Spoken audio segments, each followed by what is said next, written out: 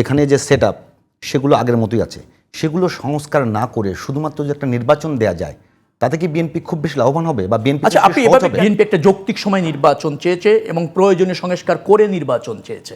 ডিসেম্বরে যদি নির্বাচন হয়, এই সরকারের প্রায় 1.5 বছরের মতো সময় হয়ে যাচ্ছে।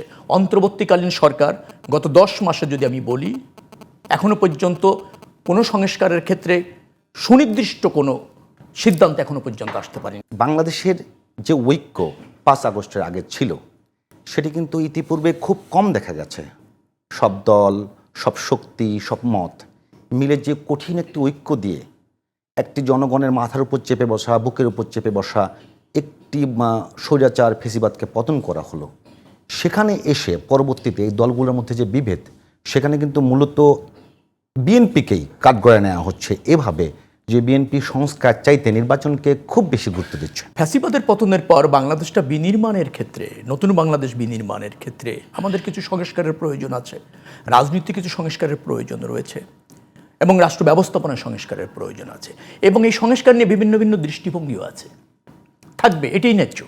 প্রত্যেকটি দল তো তার একটা ধরেন রাষ্ট্র ব্যবস্থাপনায় তার নিজস্ব মতামত আছে, নিজস্ব রাষ্ট্র দর্শন আছে, সেই আলোকে হয়তো কথা বলছে। কিন্তু ধরেন সংস্কার, বিচার, নির্বাচন, এটাতে তো সব জাতি ঐক্যবদ্ধ, সব রাজনৈতিক শক্তি ঐক্যবদ্ধ। এখন একটি শক্তি হয়তো চেষ্টা করছে একটির সাথে আরেকটিকে, অর্থাৎ বিচার, সংস্কার এবং নির্বাচন এগুলি শর্ত হিসেবে জুড়ে দিয়ে নির্বাচনের প্রক্রিয়াটা একটু প্রলং করার একটা অপচেষ্টা ইতিমধ্যে প্রমাণিত বা দৃশ্যমান হয়েছে। কিন্তু শেষ হয়নি।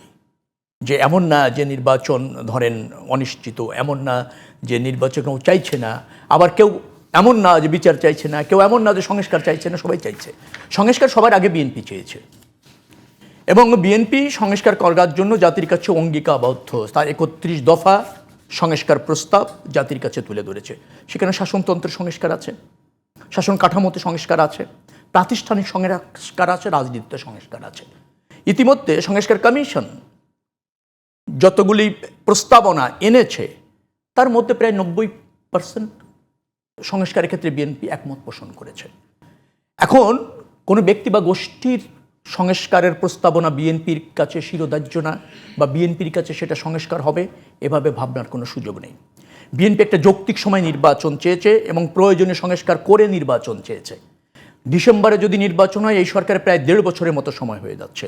অন্তর্বর্তীকালীন সরকার গত 10 মাসে যদি আমি বলি, এখনো পর্যন্ত কোনো সংস্কারের ক্ষেত্রে সুনির্দিষ্ট কোনো সিদ্ধান্ত এখনো পর্যন্ত আসতে পারেনি। রাজনৈতিক দলগুলো তো সহযোগিতা করছে, সাকিব ভাইরা যে প্রতিদিন কথা বলছে, প্রস্তাবনা দিয়ে আসছে।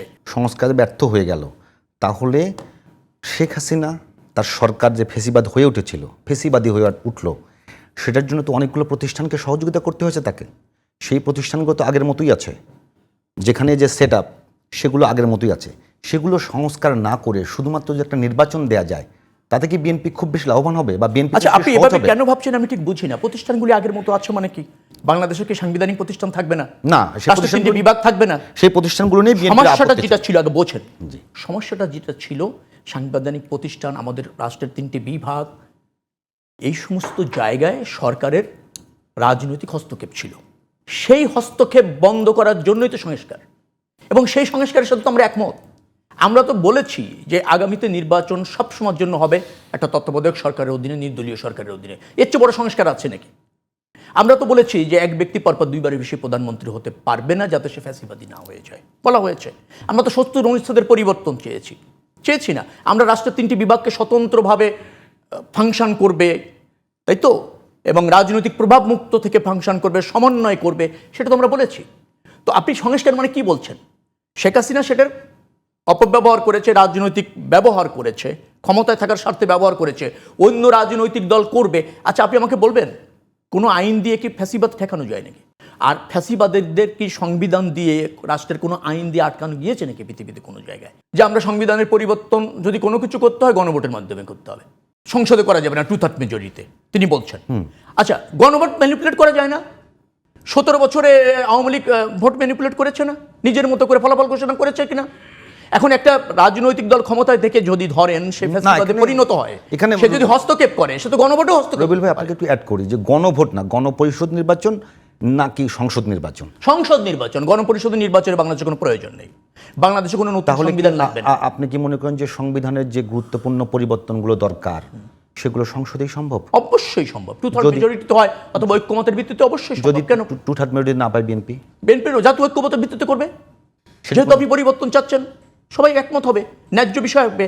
আপনি যেটা চাচ্ছেন, অন্য দল, আপনার কল্পনা ভাবনা, আপনার চিন্তা, সেটা ম্যানিফেস্টো আকারে আপনি জাতীয় নির্বাচনে যান। সেভাবে জনগণ যদি আপনাকে ম্যান্ডেট দেয়, আপনি ক্ষমতায় এসে সেইভাবে সংবিধানে পরিবর্তন করেন, নতুন সংবিধানই করেন।